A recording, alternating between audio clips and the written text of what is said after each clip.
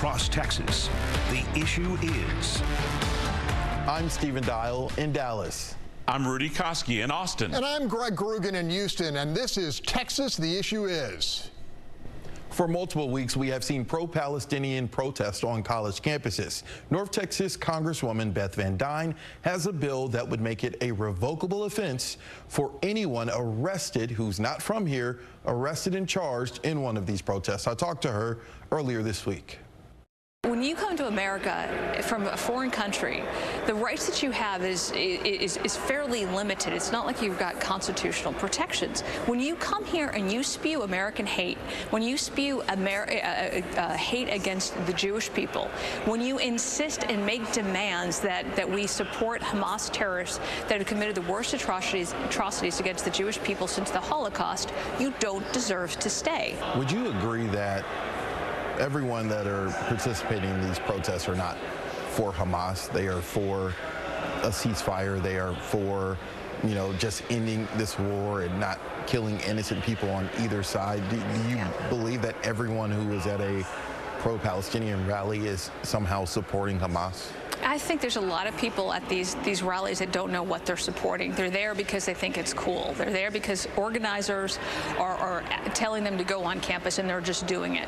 Somebody described them as useful idiots. In some examples, that's true. So no, do I believe they're all like that? No, but if you are here from a foreign country and you're spewing hatred against the American people and you're spewing hatred against the Jewish people and you're supporting terrorist activities and you're committing a crime while doing it, I don't think you deserve to stay in this country, and this is what this bill promotes. Some could call this a racist bill. I mean, some could say that, saying, why are you just targeting people who are not native to this country? I mean, there are students or U.S. citizens who are participating in this, so why just target people who are not from here?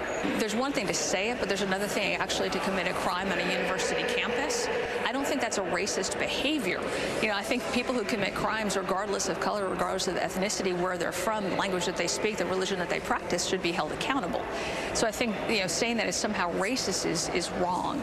But if you are in this country, there should be a certain amount of respect that you have for American laws. And if you are already willing to completely throw that to the wind and preach American hate against the Jewish people, in support of terrorist activities, you do not deserve the rights and the privileges of being in our country. And I know you recently voted against the massive spending aid package that included funding for Ukraine and included a TikTok ban. Tell me why you voted against it. Well, there's a number of bills that we had, and the one against, for Taiwan I supported, the bill that supported Israel I supported, the bill on Ukraine I did not support, because we are in desperate times right now at our southern border, and we are trying to do everything that we can to make sure that we get the policies that have allowed 11 million people into our country illegally changed.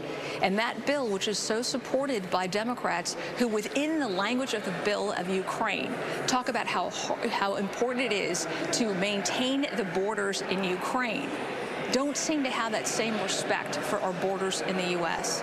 It was an opportunity to be able to attach the H.R. 2 bill that we passed, our strong border bill that we passed through the House last year, over a year ago. We had an opportunity to be able to attach it to a Ukraine bill because that's what Democrats are pushing for. So it would have been a compromise. We would have gotten support for Ukraine, but we also would have gotten support at our southern border, which is so lacking.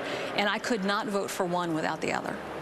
Where do you stand when it comes to confidence in Speaker Mike Johnson? Do you still have confidence in him? Oh, look, I think Mike is taking the hand that he's got, and he's having to go into the Senate. He's having to go negotiate with Chuck Schumer and with the Biden administration, and he realizes that, he does not necessarily always have the votes that he needs to be able to provide him coverage to be in the best negotiating power.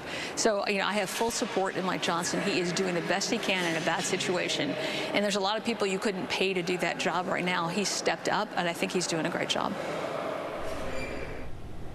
Rudy, what do you think of that interview? What's your one word? My word is Newton. All right, Greg, what about you? Stephen, my word is consequences.